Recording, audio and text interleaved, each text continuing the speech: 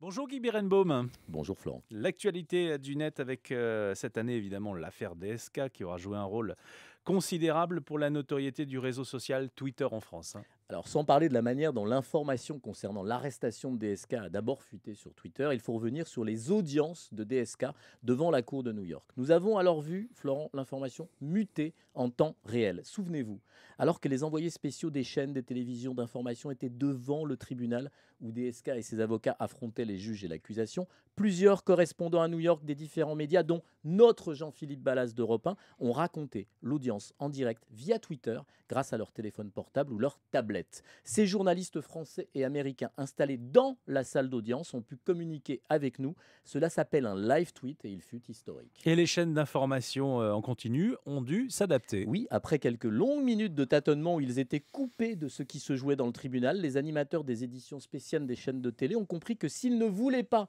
manquer le flux de l'actualité, il leur fallait utiliser le même moyen que nous, les internautes. On a Mhm. donc vu de manière inédite les journalistes debout en direct devant le tribunal être supplantés par les informations données en plateau depuis Paris par des journalistes lisant Twitter en temps réel. Le monde à l'envers, ou plutôt le Ouais. monde qui change, sachant qu'il faut aussi savoir rester prudent, Florent, vérifier en temps réel que les informations tweetées sont exactes, et bien sûr se garder des erreurs, des manips ou des rumeurs. Mais là, depuis l'intérieur du tribunal, il y avait peu de risques. Qui aurait pu mieux que les journalistes suivant les audiences nous dire en 140 signes et en direct ce qui se passait, jusqu'au moment, quelques longues minutes plus tard, où les télévisions ont repris la main avec leurs images de l'audience en différé. Elles sont venues alors pour confirmer ce que nous avions déjà lu sur Twitter. C'est une très grande nouveauté.